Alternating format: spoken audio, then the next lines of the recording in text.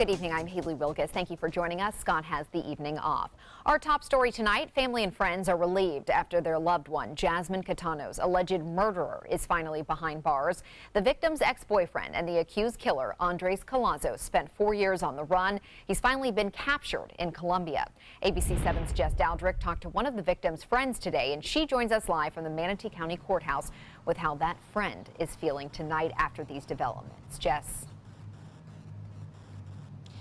Good evening, Haley. The Manatee County Sheriff's Office knew that 28-year-old Andres Callazos was in Colombia the entire time. The trouble was trying to find him. But thanks to some help from the FBI, Callazos is now behind bars, and Catano's family and friends now have the closure that they needed. When someone absconds and leaves the country, you almost wonder, will this ever happen? And it did. And we're all so glad for Jasmine's family. A sense of relief floods Jasmine Catano's former co-workers at the Manatee County Courthouse after learning of Andres Callazos' arrest. Catano's worked in the clerk of court's office until she was murdered. It brings everybody to a point, and I'm sure Jasmine's family feels closure, and as her work family, we feel closure and that she'll have justice. Callazos was Jasmine Catano's ex-boyfriend who fled to Colombia right after her murder.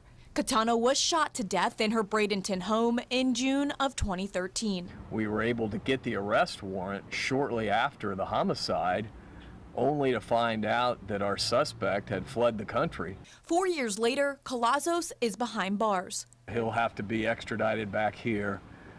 We have no idea when that's going to be. We don't know when he'll be back on American soil, but suffice it to say, it'll be a while. Catano's friends say they still vividly remember the day of her murder. It was devastating at that time because she's so young and to die so violently. You can imagine the way the mood was back then. It was so sad. Today, they reflect back on the young woman's life and the 6 months she spent working at the Manatee County Courthouse. She always had a smile on her face, hard worker. A life taken too soon. Hopefully, justice will prevail for Jasmine.